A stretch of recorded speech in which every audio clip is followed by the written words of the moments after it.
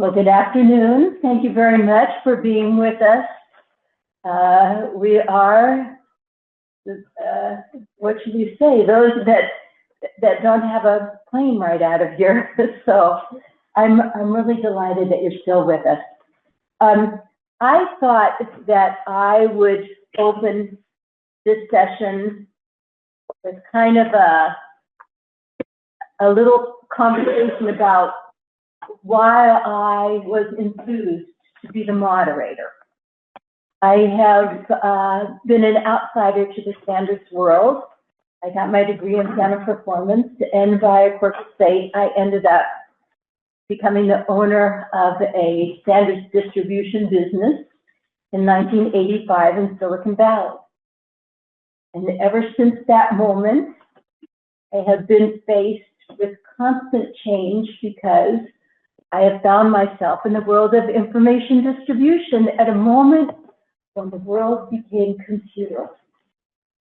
There has not been scarcely a year that has gone by when we have not had to deal with something new and interesting as a business of information dissemination in an area where the new innovation happens most regularly and in most unexpected places.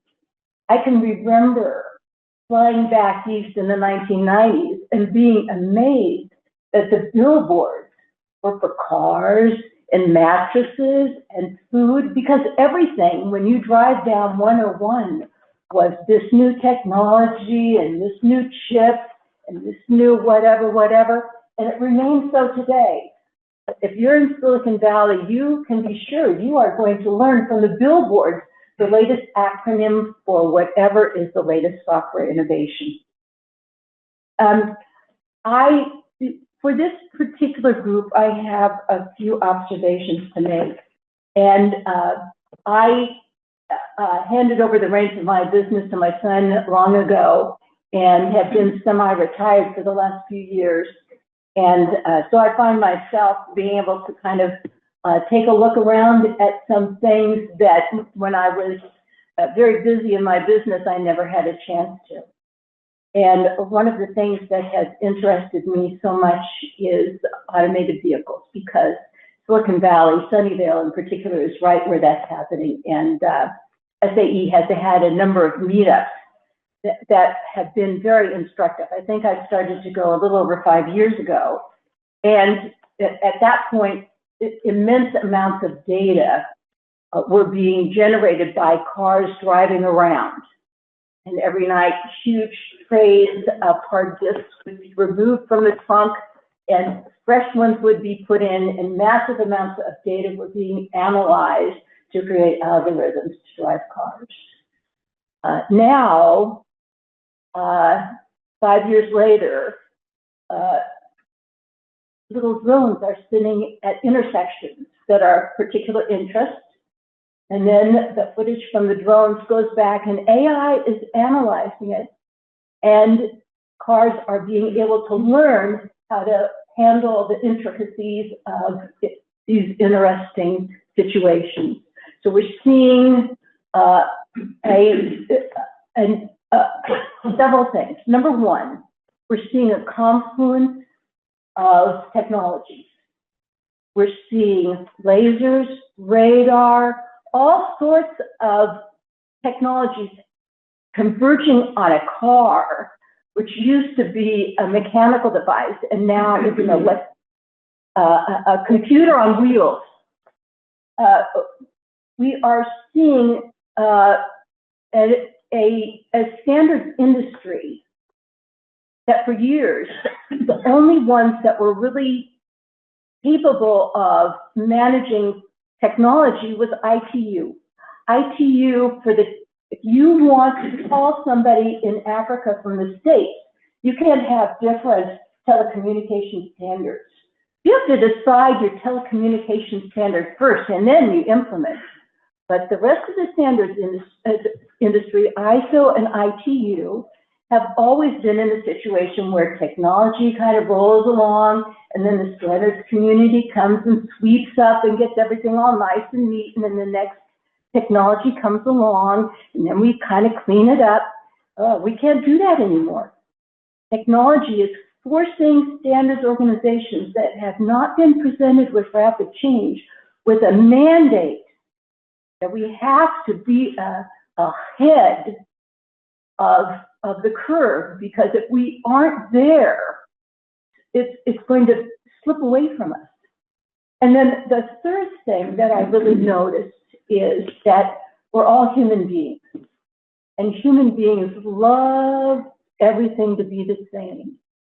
And now suddenly all of our structures, our governmental structures have been so used to doing things a certain way, and now we've got another environment in which to operate.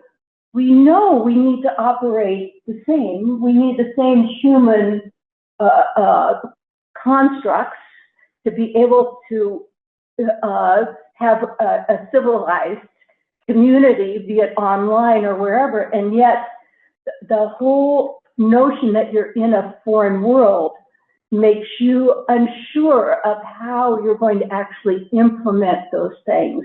And so I can remember so vividly, I put the business on the internet in 1993, and the early days of the internet were so idealistic.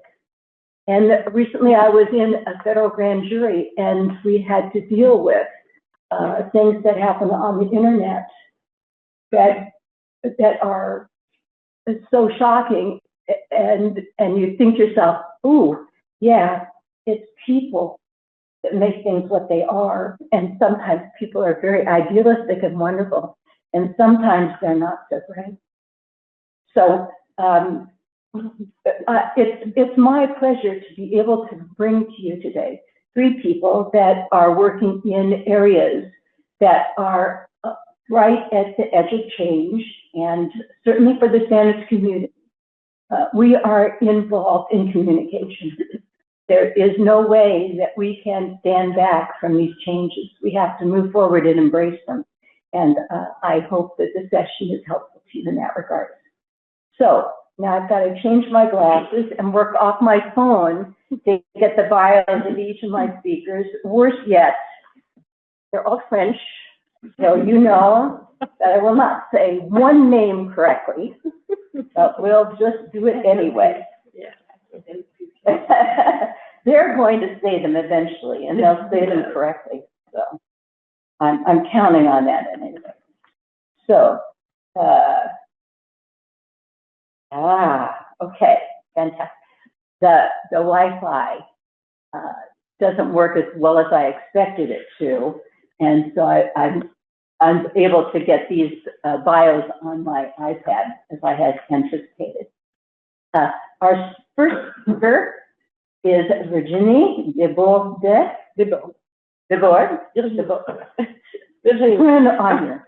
Virginie Debord. She is going to speak to us today. She is the technical director at... No, I've got the wrong one. Oh, maybe. Yeah, I do have you. Yeah. Maybe I can introduce myself. You might have to at the rate I'm going. I tell you.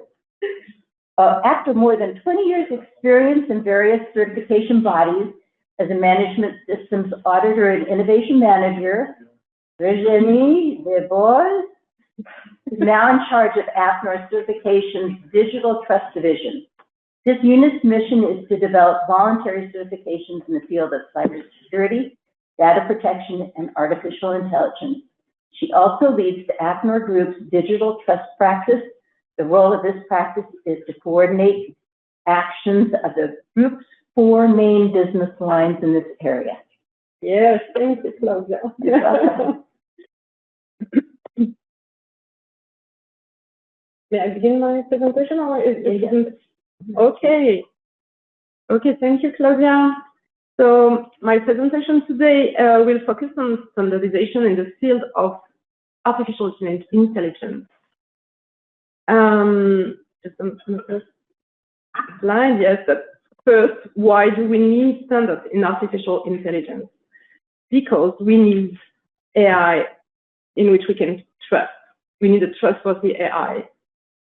Indeed, we are facing exponential growth in AI, particularly since the arrival of generative AI, with massive and quick adoption by businesses and all of us. And beyond all the amazing opportunities of the AI offers, it also raises concerns in terms of performance and reliability. Does the AI I'm using deliver the expected service? In terms of cybersecurity, is my AI secure? In terms of impact on business, for example, will it profoundly change the way we work in certain sectors? In response to these questions, several initiatives have been launched in at different levels. Let me mention some few of them. For example, the AI Safety Summit, whose first edition was held in Bletchley Park in November of 2023, is the first international summit dedicated to the risk inherent in AI. It brought together 28 states who signed a joint declaration expressing their shared commitment to developing safe AI. And the third edition of the summit will be held in Paris in February 25. Added to this, there are various regulations worldwide, and for example, in the USA, there is the Biden Safe, Secure, and Trustworthy AI Decree, which puts in place a series of measures for security, privacy protection, and control of AI development and use. In China also, they have recently completed their AI governance initiative through its National Committee on Cybersecurity, which published its AI Security Governance Framework in early September. And finally, I can speak about Europe and its AI Act, which I will come back to shortly. And of course, standards at international, European, or French level can provide confidence in this field. So, about international AI standardization, I can tell you that the work is carried out within the Subcommittee 42 about artificial intelligence, and there are 5 working groups dealing with topics really fundamental to AI. So you can see them on the presentation: the fundamental AI standards, the data, trustworthiness, use cases, and application, and computational approaches. On the next slide, I've put I've listed some examples of the existing standards about AI concerning concept and terminology, for example, or data quality. Those standards are already existing, and it's interesting to note that they are fairly recent. The oldest of them dates back to 2021. So it's going to take a little more time for them to be disseminated, appropriated, and applied by companies in the world. I've also noticed some of the few projects, for example, the logging of events in AI systems, and other ones that are coming soon. I hope so. It's not exhaustive, but it can give you a good idea of the priorities. Now I'd like to focus on the ISO 42001 standard, which was published at the end of 2023. This is an AI management system standard that applies to AI designers, developers, and users.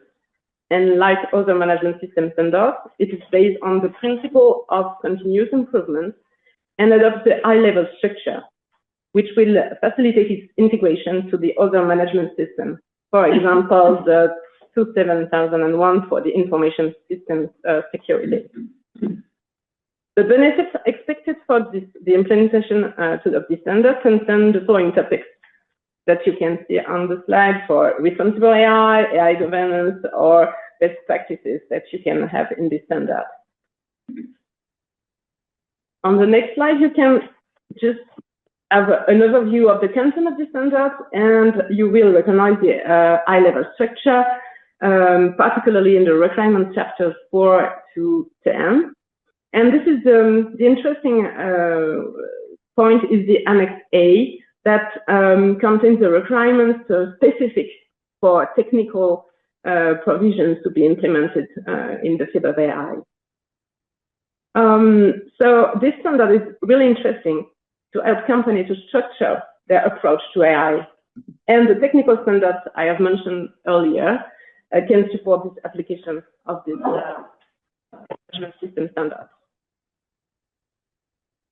And I'm very proud to tell you that AFNOR certification have awarded the first ISO 40, yeah, thank you. For 2001 certificate in France at the beginning of December. It was to a company called Naya, and they made this standard is their own and successfully achieved the compliance in a very short space of time, because I said this standard was just published in 23.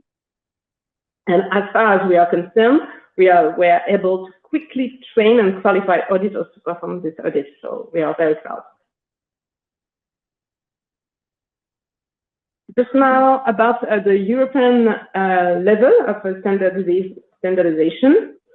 I'd like to maybe tell you about the AI Act, because the AI Act is the driving force behind current European work on this in this field. The AI Act provides requirements and obligations with regards to specific uses of AI, and, for example, prohibits certain practices of AI, and gives specific requirements for high-risk AI systems. The goal of this AI Act is to guarantee that the AI systems placed on the market are safe and respect existing legislation, fundamental rights, and the EU values, and also to facilitate the development of a single market for AI application in Europe. Just then, now you know there are actually the big issue, and the European Commission gave a mandate to the CEN to obtain 10 harmonized standards by the middle of 2025 to cover the requirements of the AI Act. And then the work is carried out within the CEN a joint technical committee about artificial intelligence. And then there are 5 working groups about this, and they are dealing with all those topics. And maybe in the next slide we can see all the topics are, sorry, it's really very, you can't maybe not read, but the standards will cover cybersecurity, transparency, robustness, accuracy, data quality, human oversight, and record keeping and logging. And there will be another standard about quality management system and conformity assessment, because it is in regard of the AI Act. You can notice that the structure is really similar to the one I presented for the ISO standard. A management system standard that can structure the company, as the company to structure, and technical standards to support it. For now, we are at the beginning of the work, and I can tell you that the ISO standards are input status for those works. But they're not already ready for now. And at the end, I can tell you about the French AI standardization. And actually, we are working very hard to, as part of the AI Commission, to make our contributions to create all these standards at international and European standards. And for that, we are setting up a dedicated task force. I can mention you also the French initiative about normative documents on AI. For example, on frugal AI, and I think you have a presentation, a previous presentation about sustainability, and this is a really important subject because the energy consumption of AI systems is an important issue. Okay, now there's Okay. Yeah, I don't know why, but we get that as well. Another work is about the okay. Another work is about the AI skills assessment test, and another one is about human guarantee for AI-based healthcare solutions and contractualization of AI systems. And maybe those work could be taken to the European or international level. We don't know for now. Yes, that was what I wanted to tell you about this landscape, about AI standardization.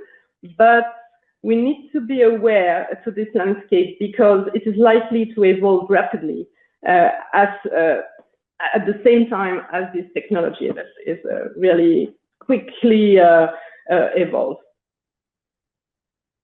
Thank you very much.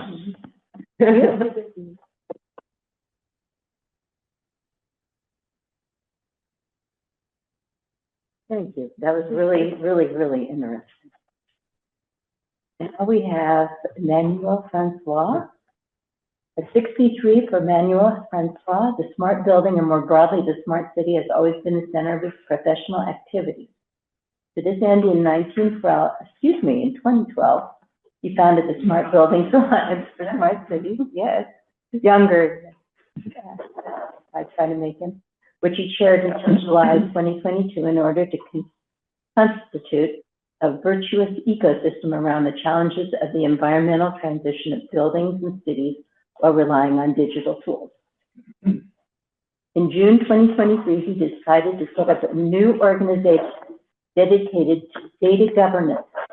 He clearly understood as chairman of the SBA how critical the access to data could be, with conviction that this problem was universal and certainly represents the major challenge of this first half of the 21st century.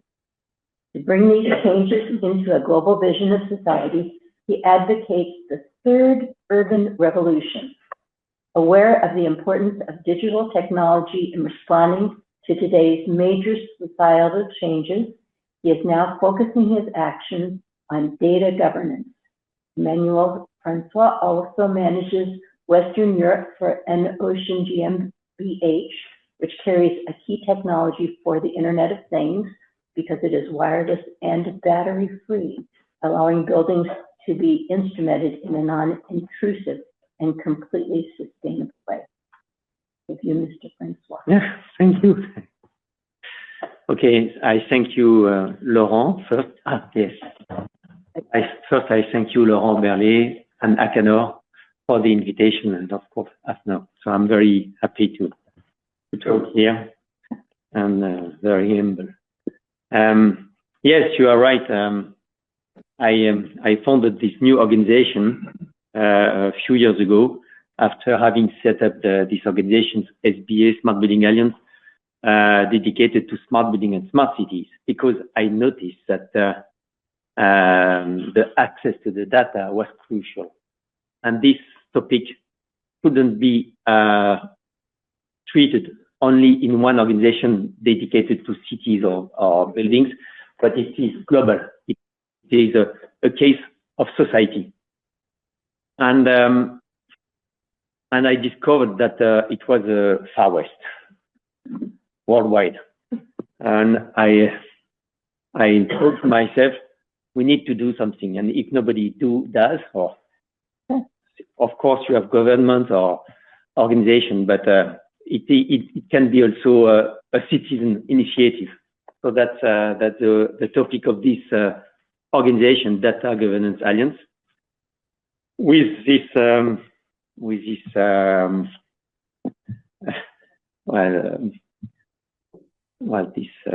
opinion that we need to change paradigm around data and data governance. As first step, with the group of people, we decided, since data governance, it has the key, it has a heart of the governance of our society, to rewrite or add a new writing of the human right. So you can find it, also the English version of the human rights. So we didn't change the human right. We just add some sentence linked to the digital area. And you will see, we speak about algorithm, we speak about some principles we wrote, which I hope sometimes will be taken by the United Nations. So that's our first ambition. The second ambition is to set up this organization as a think tank and a do tank with two topics. One is to raise citizens' awareness, and second, to try to bring some framework, trust framework to the organization in terms of data governance. So that's where we are. And as framework, as I did for SBA, we thought of a name. So and we set up this name. We created this name with this data for you. Data for you. Why for you? Because you is for usage, and you it's you. And we think it's something which can be understood by everybody in the planet. So what are the three pillars of this framework? It's first, and we can switch to the next. It's the consent, the control, and the counterpart. But before going to this framework, I would like to highlight, in complement to Virginie Delbord's presentation, we spoke about AI. And there is a huge challenge, very short challenge. It's a 5-year challenge. It's the digital energy challenge, and especially with AI, which is consuming a lot of energy. So if you look at on this slide, and it's a 2 years old slide, so you can understand. And even here, you understand that 20% of the data of that digital will consume 20% of the energy worldwide in 2025, next year. And if we don't do anything, in 2040, more than 100%. So it's not possible. We are in a one way. And that's the reason why we need to change our way of using data. And that's one, I would say also why European community set up the Data Act and is pushing data sharing. Because today we consider data as we consider any object. It's all ownership, and we don't share. But data is not an object. It's not owners. You will see, but it's not. We don't own data. So we have to share data. And today, since we don't share data, every organization is adding its own infrastructure to get the data. So you have a lot of infrastructure which consume a lot of CO2, which has a lot of CO2 footprint. You multiply the data in data centers just because you want to have access to this data, because you have not access. And you understand this is no more acceptable. So that's the reason why we are going a little bit further with our reflection, and we need to rethink our models. First, focus on use. So what is which use, and how we get we organize the data governance for this use, and not what we are doing today. We are seeing a service and putting an infrastructure, looking for the data or having the data to serve this use. It's just do the opposite. To have a holistic vision, so adopting an integrated approach and look where the data are and how we can get it. To have long-term commitment. Today we are only on short-term. That means to engage all the stakeholders on the duration of a project. And if it is for life, it's for life. So it means we need to change models. And of course, it needs collaboration between stakeholders. We need to also have diversified evaluation. What does it mean?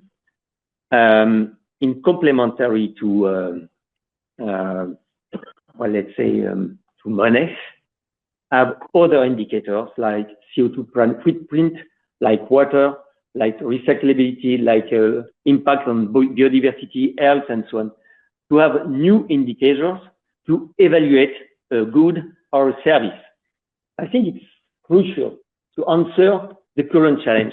But in this case, if we say we will have new criteria to evaluate a service, a guy, or a product, we need to be sure that the data is correct. And that's the reason why we need to have a very good data traceability. So next. And we think that there is an opportunity today because we are changing in this digital area from the Web 2.0 to Web 2 3.0. It's a distributed digital infrastructure versus centralized. So it's totally changing. And we still keep in our organization, in our way of considering the world, in the business model, on a vertical and in centralized organization, whereas it's completely changing and it's becoming distributed. So in this case, data needs to be considered as an asset and we need to be at the heart of every transition. I switch because time is, but I wanted to highlight we have an opportunity. Which prerequisite for this? First is I have access to reliable and certified data on the spatial dimension so that it can be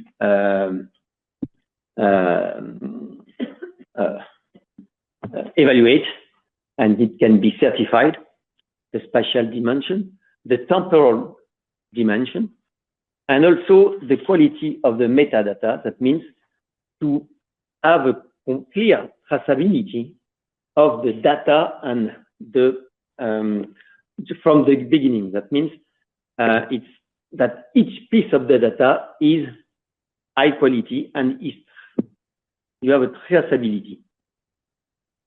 It is not the case today. And without that, you will not success to share data and to involve all the stakeholders, because there will be always one winning and a lot losing. You understand? Okay, next. An assumption. And I think it's also quite important because always people talk about data ownership. But if you look in the public law, this word doesn't exist.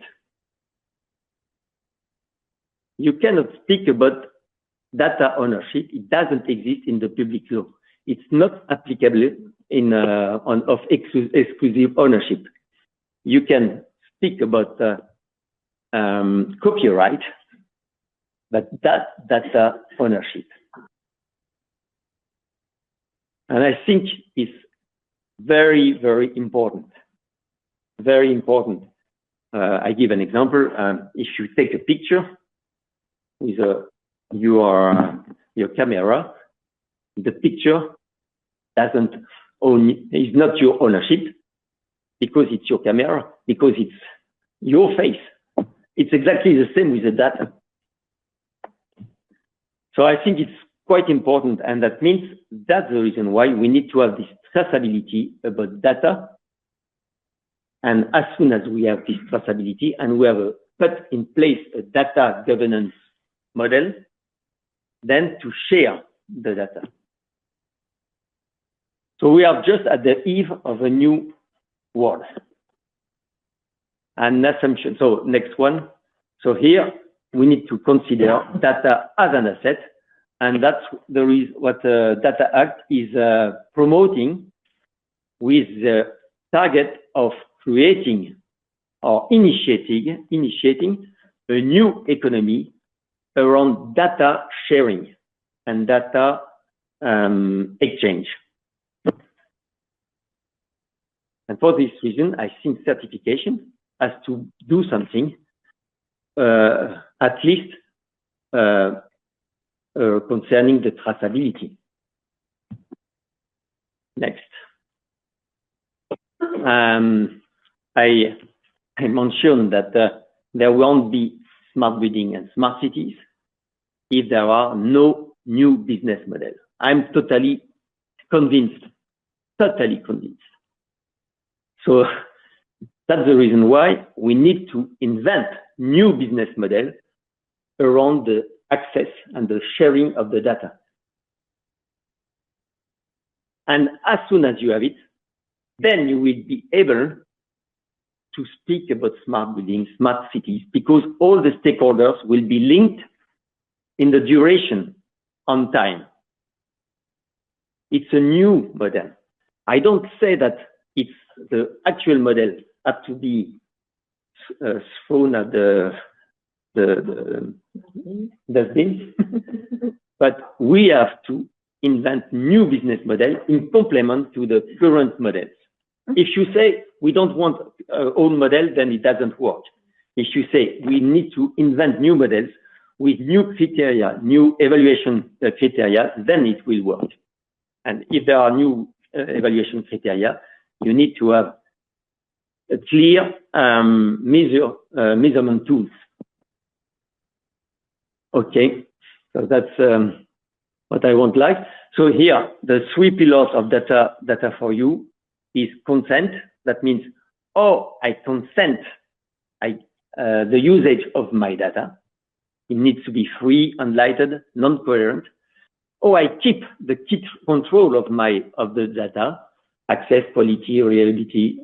So I list traceability, portability. That means if tomorrow I give the usage of my data to some organization, and I change from this organization to another one, I need to get the access to this data straight. That means portability and interoperability. It is crucial. You don't have to be dependent from one player. And the last point is very important, is counterpart. It can be monetary services or just a reward. But that comes first, you have to have consent and control. Next point. Let's keep the next one, because so yeah, I just explained, but let's keep it because we have not so much time. Oh, Counterpart. don't rush too much. No, but here, just I wanted to highlight that we are working on a framework, and here is to trust. We are working on a framework of trust around the use of data, and around these 3 pillars: consent, control, and counterpart. And we have decided to start from a use case, because otherwise it's too large, too abstract. And we decide to choose as a first use case the energy management and flexibility, because it's little, and it concerns the CO2 footprint.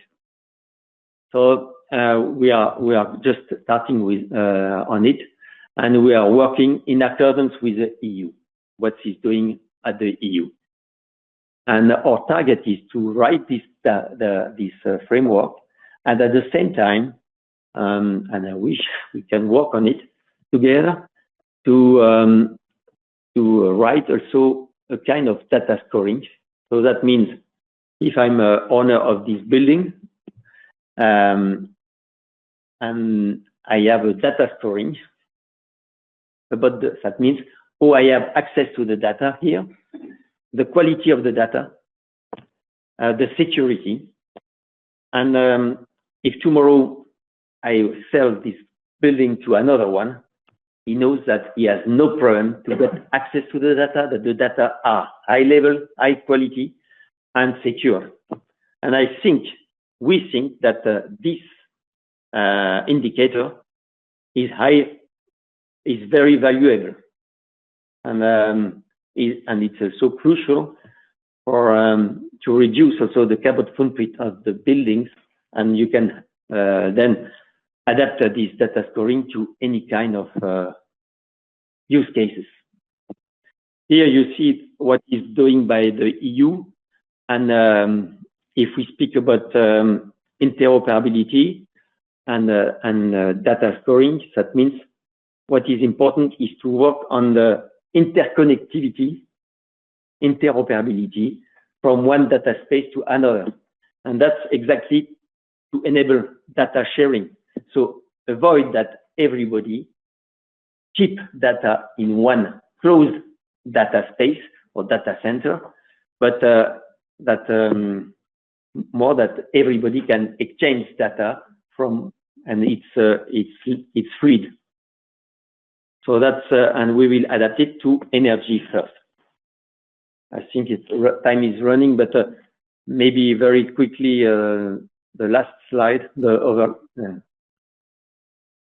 Here you see what we want to highlight here is if you think about energy and distributed energy resources, if you have not a real data governance, you will not succeed, because here you understand that you need to take decision in real time with a lot of stakeholders producing or consuming energy.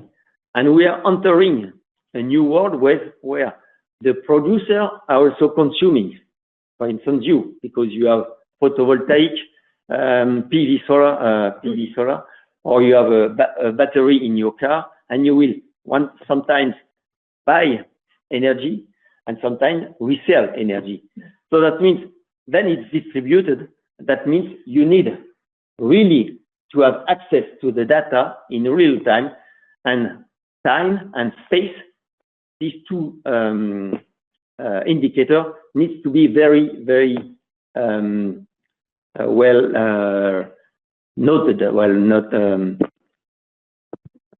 precise. So that's what we want to do, and we are working on a concrete use case in France, in the Communauté de Chantilly, where it will be the EU project, where you will have a global data space, and with a data platform managing in real time all the data between producing, consuming, and enabling smart contract. That means contract in real time between producer and consumer, thanks this data governance. Thank you. And just in conclusion, the logo at the end, it's what we want to highlight is mastering your data is mastering your destiny.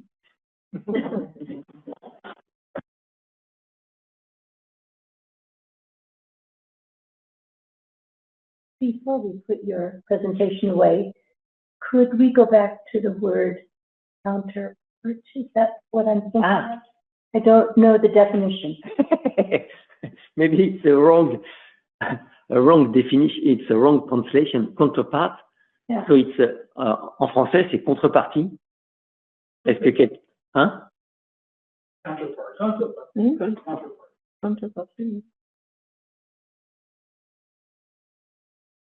So it's, A methodology. what you get from the use, if you if you agree the usage of your data, what you get back in exchange. Yeah. Okay. But maybe we should think of a new translation. Sorry. Challenging. You know, we are supposed to be done at 6 o'clock, Okay. not 5 o'clock. So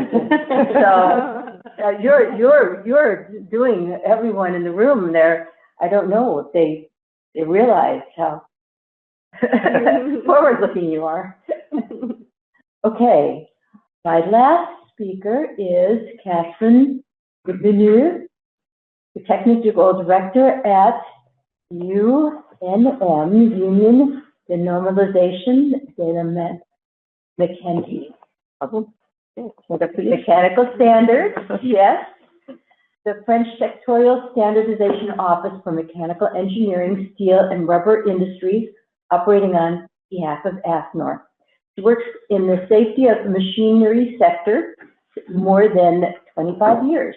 As a member of Stensenelec machinery sector for 15 years, the presentation today will concentrate on the impact of the evolution of the machinery regulation on standards, including AI and cybersecurity. So with that, Catherine, thank you. So thank you very much, and thank you very much to Ifan, and happy birthday to you. And so I have a difficult task to maintain you awake at the last presentation, but I hope I will succeed in this work. The aim of this presentation is to show you that even if we are in the field of safety of machinery, for which we have standards since more than 30 years, we are still evolving and still taking into account new technologies and updating all those machines, and especially on safety issues at the state of the art, taking into account those new technologies. So I will present you a few words about the EU machinery regulation, some words about the content of standards that we are developing, and then an interesting information about the process to revise 850 standards that we have in this field that is really challenging for us. So first of all, about the EU machinery regulation, today we are working on the basis of a directive published in 2006. And I wanted here only to show you what is a machine. So machinery is everything that contains parts linked together, and at least one of them moves, okay, for a specific application. So it means that it's a very, very broad definition of what we can imagine as being a machinery. And of course, as it is a broad definition and broad scope, we also have many standards to support this regulation. So we have 1/5 of the total harmonized standards, European harmonized standards that are dealing with safety of machinery. So it's a very, very important amount of work. I did not provide the numbers here, but it's about 40,000 pages of standards. So for users, it may be difficult to follow, but of course, none of us have to follow all of them, because when I am in a dedicated field of machinery, I take the standard corresponding to this field, and then I apply this specific standard. So, and those standards allow products to circulate freely all over Europe. It's what we call the new legislative framework. the regulation provides only essential requirements, and then the standards provide detailed, specific details for a kind of machine. For example, the machinery directive says that your machine shall make as less noise as possible, taking into account the techniques when you build your machine. What does it mean? It's so general that for me it's complicated. So I have 700 standards below to tell me for a machine tool, it means that you have to put your noise sources far away from the operator, or for a lawn mover, then you need to wear some protectors, etc., etc. So for all the different kind of machines, this general requirement provided by the regulation is detailed in specific standards, and that's very useful. And it's very interesting. This morning we were discussing about the public-private complementarity between regulation and standards, and I think it's a very, very good example here where the standards are built by all the stakeholders, and we can take into account the state of the art and make the standards evolve technically while still being under these general requirements provided by the regulation. So, what's today? Now, tomorrow. Tomorrow, so a new regulation was published in 2023 that will be applicable from January 27. And this new regulation contains more than 80%, I would say 90% of requirements which are common compared to the previous machinery regulation. But we have new technologies that have been introduced, especially the one that we were discussing previously. So protection against corruption, and I will develop all of them. Self-evolving behavior, so linked to artificial intelligence, and autonomous machinery. And in order to deal with those three new technologies in our standards, we have two main questions. What kind of technical requirements for those new items, because they are new? So we have the general requirements in the regulation. What can you write into standards on those items? And second point, how will we be able to revise 800 standards in 3 years? So about the first item concerning protection against corruption, we have two main items within the machinery regulation. So it's protection against corruption. When we are together, we talk about cybersecurity. So the machinery shall be designed and constructed so that the connection to it of another device, blah, blah, blah, does not lead to hazardous situations. Okay? So every time a machine is connected to Wi-Fi for maintenance, for example, then the new regulation asks that we should not lead to hazardous situations for the operator. We work currently with the national organization in cybersecurity, and they tell us that since 10 years now, hackers can enter into machines via a temperature control system. So very easy, small device, and then they go to the control system of the machine and switch all the safety aspects. It's possible. It has already been done 10 years ago. So it's important to have that in mind and to have products, safe products in this respect. Second requirement of the machinery regulation in this respect concern control systems. So we shall not be influenced by unintended external influences and malicious attempts from third parties. So protection against harm when the machine has been corrupted. So it's very important to go into this direction now that we know that this possibility exists.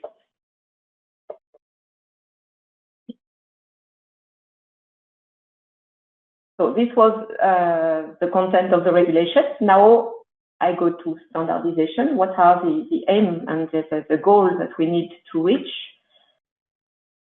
We are happy because today several or many standards exist, but none of them are dedicated to machinery. We have many standards on cybersecurity aspects, but we need to update them in order for them to be applicable to our field. Another point very important is that we have many SMEs by the manufacturers of machines, and those SMEs do not have the culture of cybersecurity. And it's important to have a good knowledge on those aspects and to reinforce this knowledge. Because we use a dedicated terminology, like in all new aspects when what we are dealing. There are specific constraints to softwares. We call about cyber hygiene. I like this way of thinking. And we need to have a link with the Cyber Resilience Act, and this needs to be clarified. So today, the regulation, we don't have that much detail from the European Commission on this issue, but we still need to have some information. We need interpretation guides from ITSI. We have one for machinery directives, and it needs to be revised to take into account those new technologies and to provide some more detail about the intent of the European Commission in order for us in standardization to be able to implement those interpretations. And of course, we have an urgent need for a stronger standard, so-called in our field Type B standard. Why? Because if we don't do that, I have 700 kind of machines covered. If every technical committee, one by one, begins to define what is cybersecurity for each kind of machine, we will lose a lot of time. And there is no reason why cybersecurity for a lawn mower would be different from cybersecurity from a machine tool. So it's very important to be able to develop those documents. So this is our challenge today concerning protection against corruption. Now, AI, self-evolving behavior. So machinery regulation does not talk about AI, it talks about self-evolving behavior. We have a general statement in the regulation that indicating that we shall take into account any intended evolution of its fully or partially self-evolving behavior of the machine during all the life cycle of the machinery. And that's the point. Today, when I build a machine, its behavior will not change in my daily life because it's fixed when I have designed this machine and it is on the market or on the working place. Tomorrow, when I have a self-evolving behavior machine, when I will provide it as a manufacturer, I don't know what can happen in 1 year, 2 years, 3 years, 10 years. So we need to be confident in the results, and especially it's very important that the workers continue to work safely with this machine during all the life cycle of the machine. Other aspects covered on self-evolving behavior. So we have requirements on control systems. So we had requirements on control systems for cybersecurity aspects, but also for self-evolving behavior, sorry. And a particular attention to unexpected start, change of parameters of the machine in an uncontrolled way, modification to the setting or rules generated by the machinery or by the operator, so including during the machinery learning phase and also during all the life cycle. So the manufacturer of the machine shall take into account all those steps and all those aspects to be sure that the worker will always work in a safety manner. For example, we are currently working on a guide in France on this issue, and we have a manufacturer of automatic doors working with us, and he would like to replace his safety components. For example, when the door closes, when you have an obstacle, then the door stops. And he would like to replace that by a camera, by an AI camera. To make the difference between a human going through the door or a part of a tree that is just below the door and that does not allow you to work correctly, okay? The problem is how does this machine make this camera make the difference between the human being and the tree? And especially if I am currently at a fest and I come back as a human being, like a tree. See what I mean? So that's a joke, but nevertheless, it's a very important issue. If I say I want that the machine stops when the hand is coming to a cutting part, what is a hand? What is a hand? That's so you can provide millions of images, and that your AI will not understand the hand the way a human being will understand what is a hand. So and another aspect, when we are providing machines, we need them to be absolutely sure, and we don't want any accident at all. So next slide. So we see that we had previously for cybersecurity already existing standards. In the field of AI, we do not have any major standard that is applicable to our dedicated case. Technology is also not completely mature. And also, you talk, Virginie, asked about the AI Act. So today, the link between machinery regulation and AI Act is not completely clear. Like it was the case for cybersecurity, we have an urgent need for interpretation gap from the European Commission also. And before writing standards, it's absolutely necessary to be sure that this technology will allow the machine to stop in all cases. So that's really the issue on which we are working. So the third point was about autonomous mobile machinery. So it's the third main technological aspect introduced in this regulation. So the machinery regulation asks for a supervisory function where relevant. It means you cannot leave your machine without any operator working alone. Somewhere, someone needs to be aware about what the machine is doing. Does not mean that you need to have someone behind your machine every time, because it's not anymore an autonomous mobile machinery.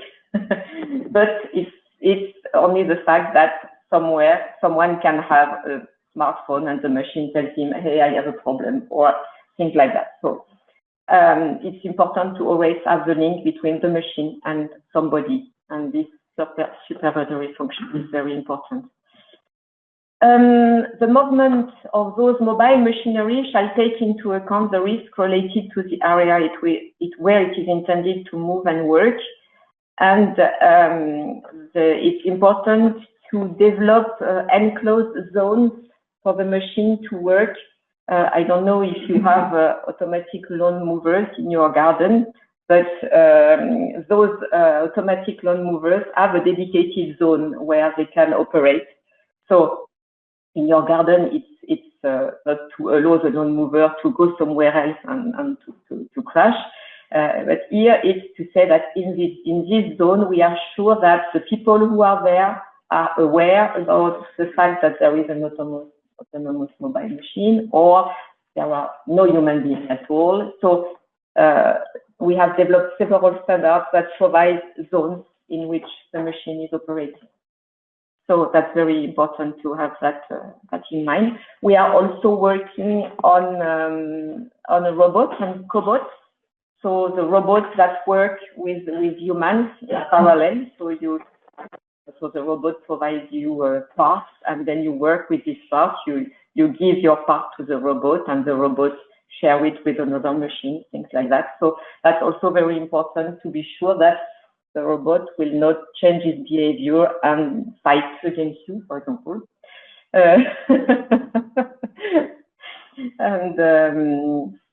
And all the forces and pressure that you have on those machines are very important. So now I come to the process. As I said, we need to revise 800 standards. So European Commission and Earth, we know that it is not possible in 3 years. 800 standard in 20 years, no. But in 3 years, we know that it's not possible because we have people working in companies are involved in standardization. They cannot stop their work during 3 years to develop those standards. So how to proceed? As I said, 90% of the machinery regulation did not change according to the machinery directive. So we know that all these standards, 90% of their content is still okay for the machinery regulation. How can we prove that to the European Commission? So we have taken the 26 new requirements provided by the machinery regulation, and we have asked all the TCs to review standard by standard. Does this new requirement concern my product or not at all? Was it already covered by my standard? And if it was covered, provide me the number of the subclause where it was covered. So the idea is to take those 800 standards, review them. I'm talking about the published standard, and we don't change any words within those standards. We take them as they are, and we tell the European Commission, hey, this standard is okay for this and this and this and this for the new regulation, but it's not okay for this one. Then, in 2 years, just before the publication of the machinery regulation, the European Commission will take those standards and say, you can continue to use them, but for the aspect that the technical committee has identified problems, then it does not provide you the presumption of conformity. That's a very important issue because as standard users that you are here around the table, if we do not have this consistency in the approach, we would have had a hole in the system. And so it was very important to have this continuity, the assurance of this continuity. So this gap analysis is being conducted currently, and all technical committees need to provide their results by the end of October this year. That was for the published standards, but of course we need to revise the standard. Now that we have identified where we need to modify those standards, we need to revise them. We need to revise them also to integrate those new technologies like cybersecurity or AI. And for that, we need a standardization request. Standardization request is a legal basis to develop harmonized standards for machinery regulations. But once again, European Commission asks that those standardization requests contain the detailed list of all the standards that will be developed to answer this new regulation. You can imagine that if I put an annex to this regulation with 800 standards, the day after the publication of this list, it would be wrong because I will have something to change in the list. So we have discussed with the European Commission, and we have proposed that instead of providing 800 standards, we will provide only a thematic list of items with 70 items. And for those items, we will be able to relate, to make the link with all our standards. And the European Commission also accepted a two-phase approach a first phase that ends in January 26 for standards dealing with priorities, and a 9-year approach afterwards for the follow-up standards. And of course, we need to develop new standards on AI, cybersecurity, and autonomous mobile machinery. No. Thank you.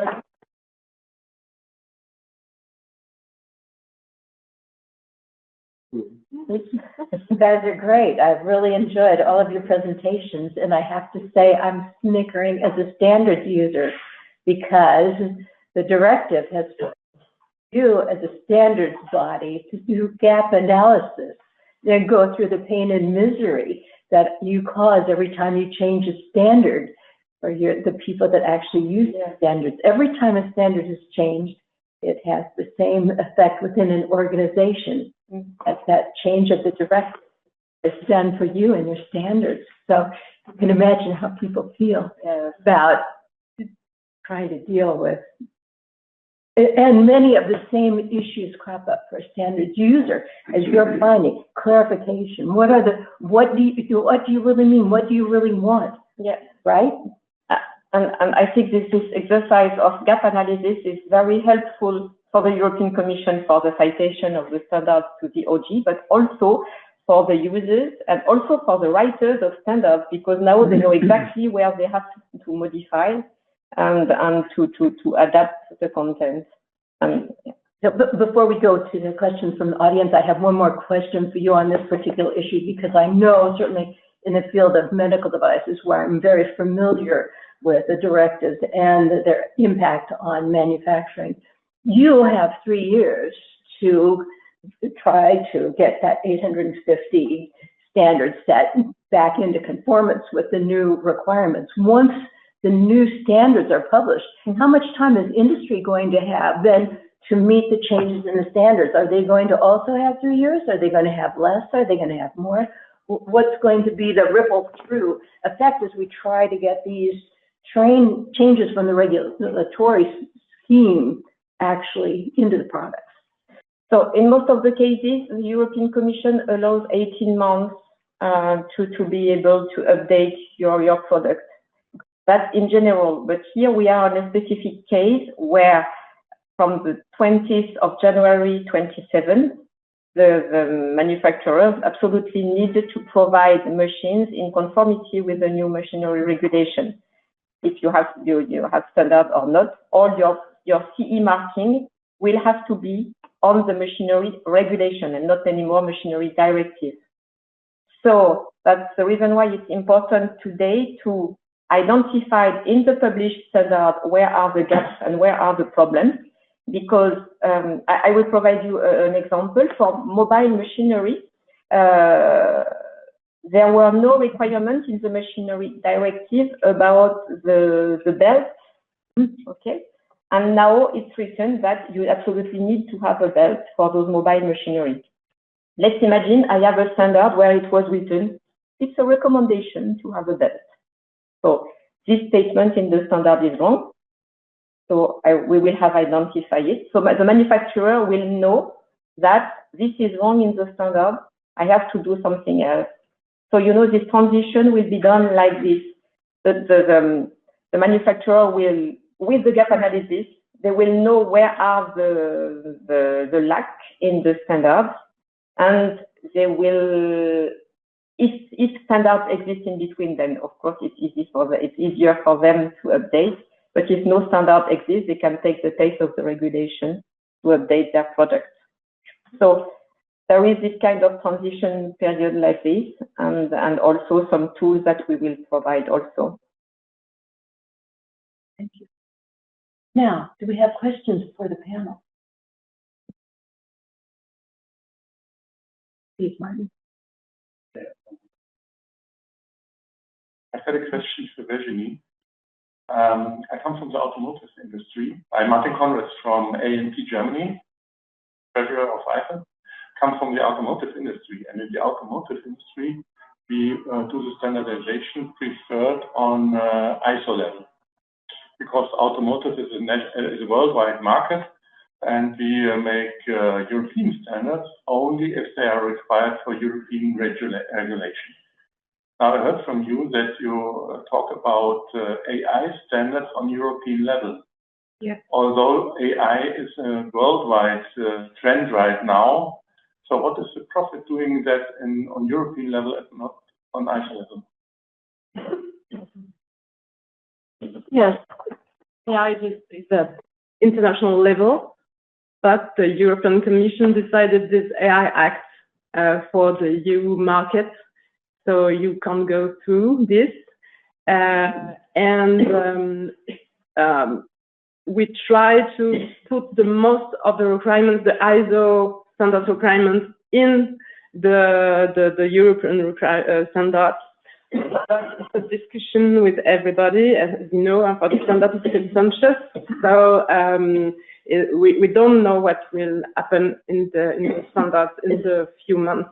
But for example, we are working now for the management system, and many requirements of the ISO 42001 are taken and put on this standard. But we know automotive is an international industry, but other ones for medical devices, for example, are very preoccupied about this. Maybe you can participate to those work and just say this to the working groups. It's very important for us. Thank you very much. Thank you. Yes, I have a follow-up commentary to that. You know, certainly in medical devices, the effect of the Medical Device Directive has been an international effect, not just a European effect. Do you anticipate that will be the same for AI? Sorry, I'm not sure to understand. We often in the U.S. have such a strong industry in technology, and then there are new regulations, regulatory schemes coming out of Europe that act in that same way. They become de facto international standards because the European marketplace is not to be ignored. Yes. So, yeah, thank you. That's why there is many international initiatives like the AI Safety Summit. Sorry.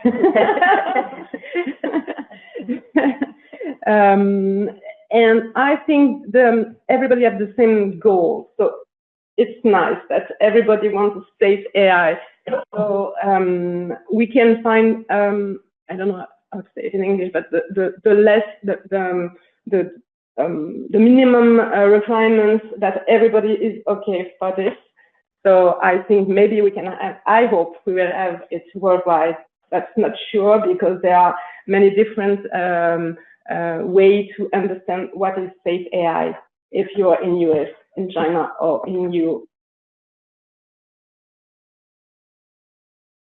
Yeah, as a complement also in this field, for the example of machinery.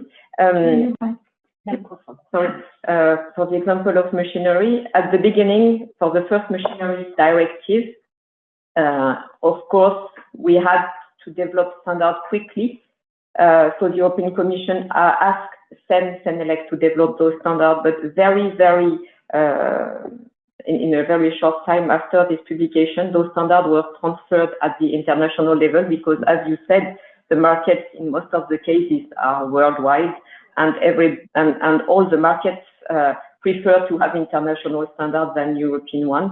And today, in the field of machinery, we have about 50% of those 800 standards, which are international EN ISO standards. Mm-hmm.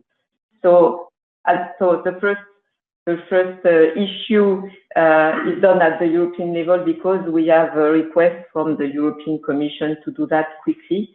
But the first revision goes directly to ISO in general in order afterwards to be revised altogether and developed altogether.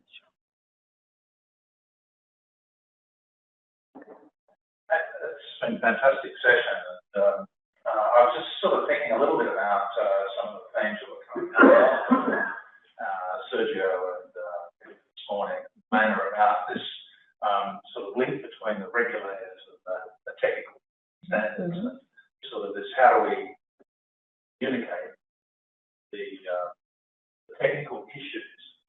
regulator.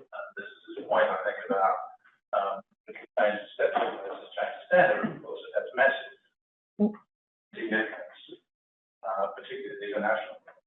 I'm reminded, without being critical, I'm from Australia, so I can say these things, about the Brexit issue with the EU mark. The British government said, right, that's it, we're not going to have the EU anymore, we're going to have, what's it, UKCA. So, of course, what that meant was that everybody was making anything that had an embossed mark, and copper pie, or made parts, whatever, had to retool it, and then restamp the product. And then the question was, well, they might be installing a product that was going to be sold on the worldwide market that wanted an EU mark or a UKCA mark. And it was incredibly confusing. Now, I standardise this because this is the area that we're working. Standards ain't performing. So it's new, this would be a problem. Anyway, fortunately, probably due to the good efforts of their side, the British government realised the error of their ways. They didn't get rid of Brexit, but they said, well, let's go back to the way we were. And there was a lot of issues of massive problems in crossing the border. The trucks had to stop. Inspection rules being changed. It's not a nightmare, but it really highlights the point, I think, of how we have to be able to establish the speak to language that they can understand. I mean, we're not going to argue that we should have safe product. It's right up in Sydney, and I'm very glad that we didn't have to stop and change the engine because the new machinery this but we realised that we have to have safe, sustainable products and services going into the it's a challenge in our face and with the data, the internet of things, 5G, and speed, and then AI all lumped on top of we have a lot of challenges going forward. It's been a terrific discussion. I've enjoyed it immensely. I have task of trying to sum up today, but not now. Not yet. Not now. Oh, but you're thinking about it. So this is a real issue, and it's about how do we speak to regulators. We're talking about regulators in Europe, or what about the regulators in the US, Asia, Africa, and there are still 700 million people living below the poverty line. How do we deal with all of that? But more of a comment, I guess, but I don't know if anyone would like to make a comment on how we can manage our way through this world. If I may react, I think standardization is a very, very powerful tool as a support of regulation. And this example of European Union is a very good one, I think, because when we have decided to build Europe, so 50 years ago, all the European countries arrived with their own regulation, very detailed in all of the countries. And then the regulator said, okay, we will spend many, many years to provide details for a tower crane in the regulation. And it will never be possible to have this unique market in Europe to be built on this basis. So how can we find a system to be quicker in providing rules? And this way to say, okay, the regulation provides what we call the essential requirements, and then the market provides the details. And of course, the market is not allowed to write whatever it wants in the details. It does not have to change the rules.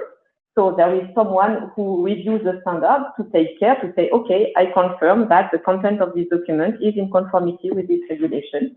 Full stop, and then I have this document. And we try in France to have the same approach with our French ministry, where in many cases the ministry refer to a standard directly in the regulation. And that's the wrong way of working, because if you do that, you cannot change anymore the standard because it's really cited with the date in the regulation. The national regulation. Sorry? You mean in the national regulation? In the national regulation, exactly. So this approach is also discussed with our Ministry of Economy to say, okay, we can invent the same status as we have in Europe. It means the regulations provide general aspects, and then the standard is cited somewhere else, but not in the text of the law. And in this way, it allows we to update it. So all that things are very interesting for users, because then it allows to have standards always updated. And all the area in the world should do the same. Yeah. Only in the regulation fix targets, yeah, and use standards as a tool to say how we can fulfill. Yeah. And for this, I have one question to our colleagues of BSI, because you know probably that the United Kingdom is not a part of regulation in Europe now.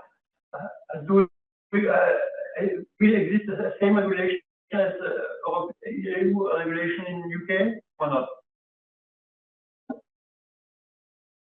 The AI Act. No, in general. In general, yes. Everything else that there was a system of they called it repatriation. So all of the regulations we have in order to maintain functionality, to maintain trade, to maintain business practice, everything was altered to continue to function technically in the same way, but removing all of the references to EU member states and all of that, and placing all of the responsibility in the hands of ministers domestically. So that's how they did it. Now, of course, there's nothing to tie us in, but we do have a trade and cooperation agreement. We now have a visa framework. Trade and cooperation agreement will be reviewed in 2 years, I think. And so there are maybe other things that tie us together, and I think standards is an important part of what ties us together. Not just European standards and standards. I can remember that SEN and SENELEC are not EU bodies, but they're federations of 34 members. But also that, through the deep links with SEN to ISO, SENELEC to IEC, international standards more broadly can, governments can regulate to their own boundaries. International standards can transcend those boundaries without anybody having to sign a treaty or a trade agreement. The standard is just there. And, we think international first, because this is what stakeholders want and need. So, with all of these things in mind, I think whatever the future direction of regulation is in the UK, and it's not for me to comment, BSI is not a government agency in the UK.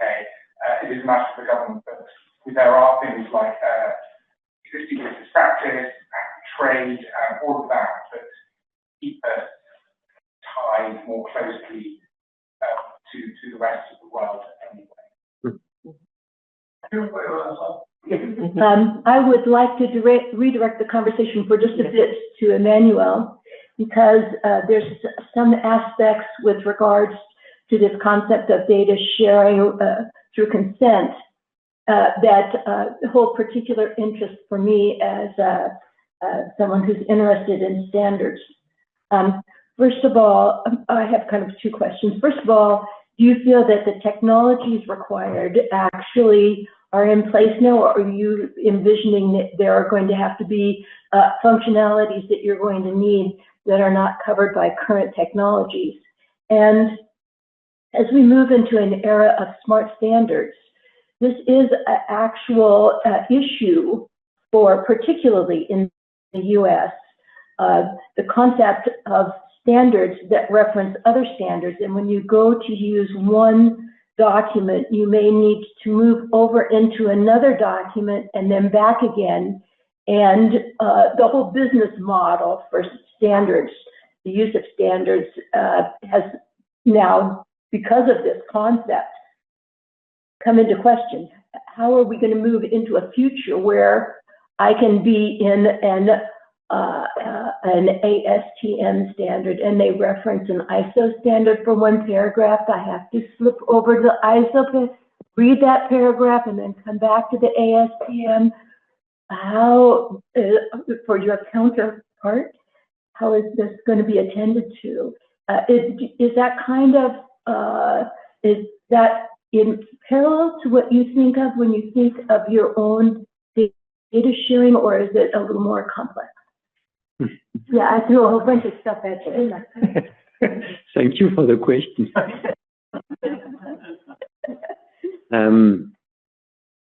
Back to the technology, we think that the technologies are there. You have AI, you have blockchain, you have digital twin data platform, so data space, so technology is there. And also the protocols, all the connectivity, it's there. So it's just a question of agreement, and first agreement, and also putting in place, using. So I think that's already the good point. Now, these technologies are not so well used today. Especially, we are just discovering blockchain, for instance, which enables traceability, but is not yet used, and maybe it needs to be performed. But as soon as these technologies are implemented, I would say, then we are going to work on new standards or new regulations based on traceability. That's the opinion, our opinion, I would say. And I know that we mentioned Web 3.0. It's just being put in place, but we are just at the eve of a new era.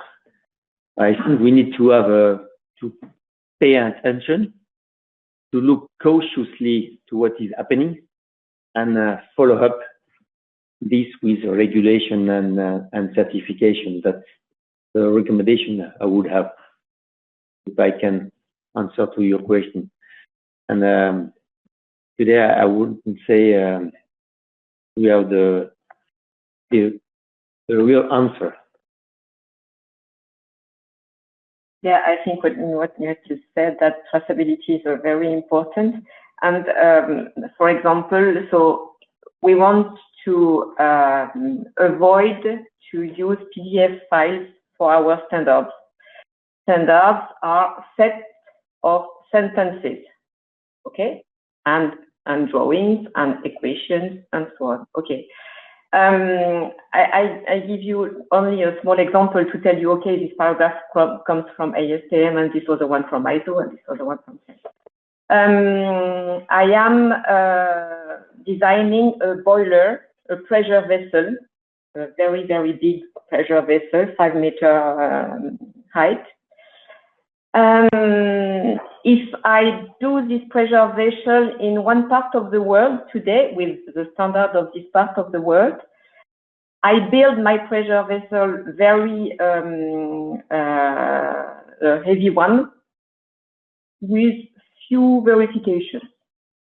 In the other part of the world, I build it with very thin workpieces, but I check it every 3 months. Okay? So let's imagine I put the standards together and I build my boiler with thin parts without any control. What will be the result?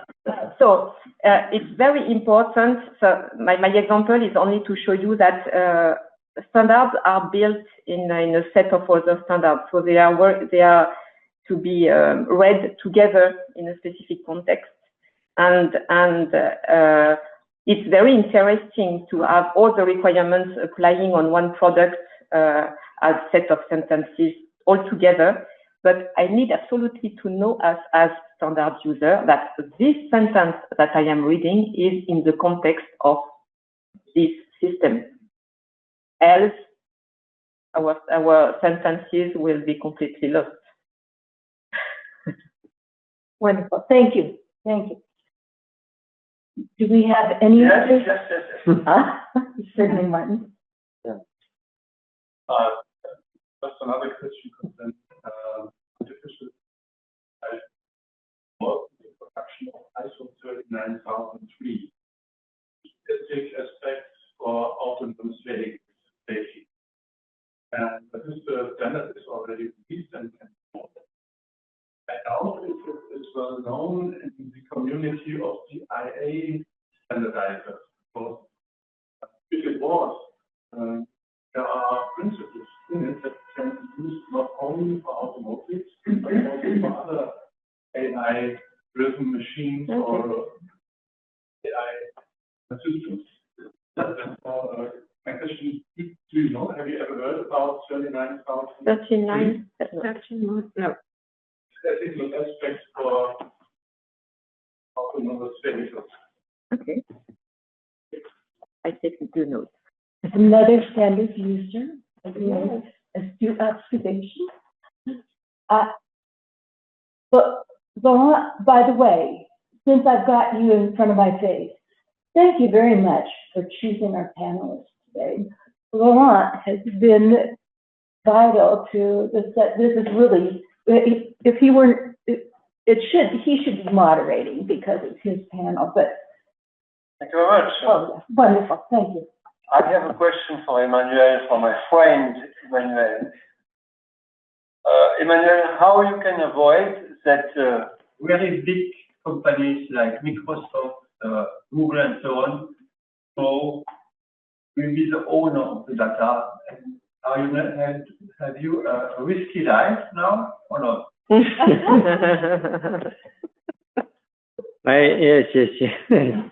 But I think things are changing, and if you speak about data, what is important is not only the quantity, is the quality. So I think we are going more and more in local and distributed organization in complement to centralized organization. So I think these models like Google or others will be challenged by other models more focused on local data, authentic and more qualified, more certified, and more adapted to a local context, and with a less energy consumption. And that's I think it's moving. I think it's moving, and but let's stay optimistic. How strong is your organization? It's still small, but we have big players coming, and our target is really not to be a huge organization, but the same organization in every country. So that's the next step we are aiming for next year or next years, Well, as we did with SBA.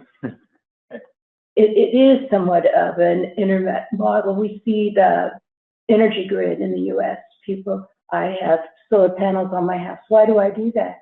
Oh, I'm creating energy right where I'm using energy. Exactly. Right? We spoke about energy because it's vital, but there is another thing which is also vital, it's water, and it's exactly the same. So if you have not access to the data in real time and you don't share this data, it will not work, but it's vital. So it has to work. So that's the reason we are quite optimistic. it's just a change of models.